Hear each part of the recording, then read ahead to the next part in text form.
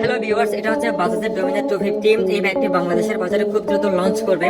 আমি আসলে সেই সমস্ত বাইকগুলো নিয়ে আলোচনা করি, যে সমস্ত বাইকগুলো বাংলাদেশের বাজারে খুব দ্রুত আসতেছে এবং আসবে। সো আজকের এই ভিডিওটি আপনারা সম্পূর্ণ দেখলে ডমিনার 250 সম্পর্কে আপনারা সম্পূর্ণ ডিটেইল রিভিউ আপনারা পেয়ে যাবেন। সো শুরু করা যাক ভিডিওটি, এবং প্রথমে শুরু করা যাক বাইকের ফ্রন্ট সাইড নিয়ে। এটাতে এলইডি ব্লিঙ্কার্স ব্যবহার করা হয়েছে, দেখতে পাচ্ছেন এলইডি ব্লিঙ্কার্স খুব ভালো ব্লিঙ্ক করে এবং দেখতে অনেক বেশি আই গেছে লাগে, কিন্তু এটাতে হ্যাজার্ড সুইচ অ্যাড করা হয় নাই। এবং সামনে যেটা হেডল্যাম্প দেখতে পাচ্ছেন, এখানে স্প্লিট এলইডি হেডল্যাম্প ব্যবহার করা হয়েছে। এখানে আপার ডিপার আপনারা পেয়ে যাবেন, নাইট ভিজিবিলিটি মোটামুটি ভালো লেভেলের আপনারা পেয়ে যাবেন, যেহেতু এলইডি সেটআপ ব্যবহার করা হয়েছে। আর এখানে আপনারা দেখতে পাচ্ছেন 41 মিলিমিটার ডায়ামিটারের এখানে আপসাইড ডাউন সাসপেনশন ব্যবহার করা হয়েছে, যেটা অনেকটাই আই গেছে এবং গ্রে কালারে রয়েছে। এবং এটার যে সামনে মার্কার রয়েছে, এটা ডুয়াল টোন কালারে রয়েছে এবং এখানে ব্ল্যাক কালারের অলরেডি ব্যবহার করা হয়েছে। তাছাড়া এই বাইকটিতে বড় ছোট একটি ডিস্ক ব্যবহার করা হয়েছে 310 মিলিমিটারের, এবং নরমাল ডিস্ক ব্যবহার করা হয়েছে, পেটাল ডিস্ক নয়, এবং ডুয়াল চ্যানেল এবিএস ব্যবহার করা হয়েছে এবং বাইবারের ক্যালিপার ব্যবহার করা হয়েছে। তাছাড়া সামনে যে টায়ারটা ব্যবহার করা হয়েছে 180 17 সেকশনের টায়ার ব্যবহার করা হয়েছে। আর এখানে ডুয়াল টোন আপনারা মার্কার পেয়ে যাবেন, যেটা অনেকটাই ভালো লাগে দেখতে। এখানে গ্লসি ফিনিশে রেড কালার রয়েছে, রেড কালারের সাথে গ্রে কালারের কম্বিনেশন আপনারা দেখতে পাচ্ছেন, যেটা যথেষ্ট প্রিমিয়াম লাগে কালারের দিক থেকে, এবং এটা যথেষ্ট আই ক্যাচিং দেখতে লাগে। আপনাদের কেমন লাগে এটা গ্রাফিক্স অবশ্যই আমাকে জানাবেন। এবং এখানে গ্রে কালারের একটা কম্বিনেশন দিয়েছে এবং পেরিমিটার ফ্রেম ব্যবহার করা হয়েছে। আর এখানে গ্লসি রেড কালারের পেছনে কম্বিনেশনটা খুব সুন্দর লাগতেছে। D250 এখানে ব্র্যান্ডিং করা আছে। আর সিটের কথা যদি বলি, সিটের কুশনিং যথেষ্ট ভালো লেভেলে রয়েছে এবং সিট যথেষ্ট ওয়াইড রয়েছে, অনেক কমফোর্টেবলি রাইড করতে পারবেন। 800 মিলিমিটার সিট হাইট ব্যবহার করা হয়েছে। সাথে এই পোরশনটা যথেষ্ট এরোডাইনামিক করেছে, এরোডাইনামিক শেপে রেখেছে এবং এখানে ডোমিনারের ব্র্যান্ডিং করা আছে। আর এখানে ট্যাঙ্ক প্যাডও আপনারা দেখতে পাচ্ছেন এবং 13 লিটারের ফুয়েল ট্যাঙ্ক ব্যবহার করা হয়েছে, বড়সড় একটা ফুয়েল ট্যাঙ্ক। যেহেতু এটাতে মেটাল বডি ব্যবহার করা হয়েছে, খুব বড়সড় লাগে দেখতে, কিন্তু এটাতে 13 লিটার একটা ফুয়েল ট্যাঙ্ক ব্যবহার করা হয়েছে। 80 বেজিং করা আছে এবং 80 এখানে ফুয়েল সাপোর্ট করে। তাছাড়া এখানে সরো ডিসপ্লে দেখতে পাচ্ছেন, এখানে বাসের ব্র্যান্ডিং করা আছে, এবিএস এবং চেক ইঞ্জিন।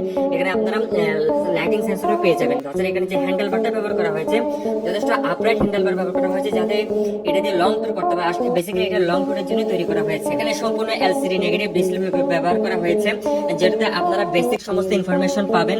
এটাতে অডোমিটার, ট্রিপ মিটার এবং gear position indicator, RPM meter, fuel গজ, রিয়েল টাইম রিমাইন্ডার সকল ইনফরমেশন আপনারা পাবেন, কিন্তু জিপিএস নেভিগেশন সিস্টেম এখানে পাবেন না এবং ব্লুটুথ কানেক্টিভিটি ফিচার আপনারা পাবেন না, যেটা হয়তো 2025 সালে আপডেট হয়ে আবার আসতে পারে।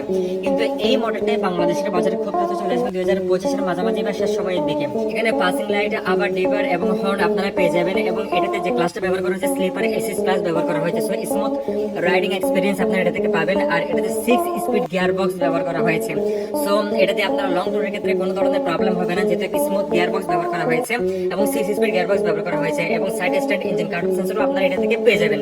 আর এখানে অ্যালুমিনিয়ামের খুব সুন্দর করে ফুটরেস্ট ব্যবহার করা রয়েছে, যেটা রাইডিং পজিশনের ক্ষেত্রে এবং পিলিয়নের জন্য অনেক বেশি ভালো সাপোর্ট আপনারা পেয়ে যাবেন, পিলিয়নের ক্ষেত্রে এবং রাইডিং এর ক্ষেত্রে।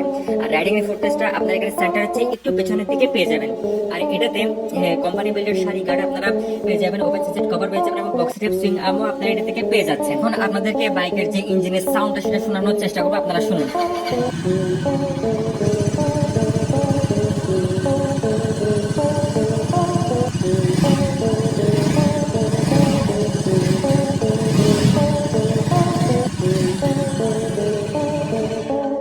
দেখতে পাচ্ছেন ডুয়েল ব্যারেল এক্সস্ট ব্যবহার করা হয়েছে এবং পেছনে ডুয়েল চ্যানেল এবিএস এর সাথে 230 মিলিমিটার ডিস্ক ব্যবহার করা হয়েছে। আর এটাতে যে রিয়ার টায়ারটা ব্যবহার করা হয়েছে এমআরএফ কোম্পানির ব্যবহার করেছে এবং 130 70 আর 17 রেডিয়াল টায়ার ব্যবহার করা হয়েছে, যেটা অনেকটা ফ্যাট লাগে। আর পেছনে নাইট্রক্স মনোশক সাসপেনশন ব্যবহার করা হয়েছে, যেটা অনেক বেশি স্মুথ এবং অনেক বেশি রাইডিং এক্সপিরিয়েন্স ভালো পাবেন।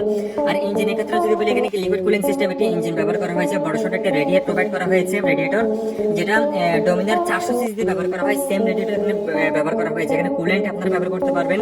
তাছাড়া এখানে ক্র্যাশ গার্ড আপনার ফ্যাক্টরি ভ্যালিডিটি পেয়ে যাবেন। আর নিচে যেটা ইঞ্জিন কাল ব্যবহার করা হয়েছে, যথেষ্ট সলিড ফাইবারের ব্যবহার করা হয়েছে এবং এয়ার ব্যান্ড দেওয়ার চেষ্টা করেছে, যথেষ্ট সুন্দর লাগতেছে দেখতে। এবং কাজেরও 157 মিলিমিটার গ্রাউন্ড ক্লিয়ারেন্স ব্যবহার করা হয়েছে, যেটা বাংলাদেশের হিসেবে হয়তো একটু কম মনে হইতে পারে। এখন চলে আসে বাইকের ইঞ্জিনের ক্ষেত্রে।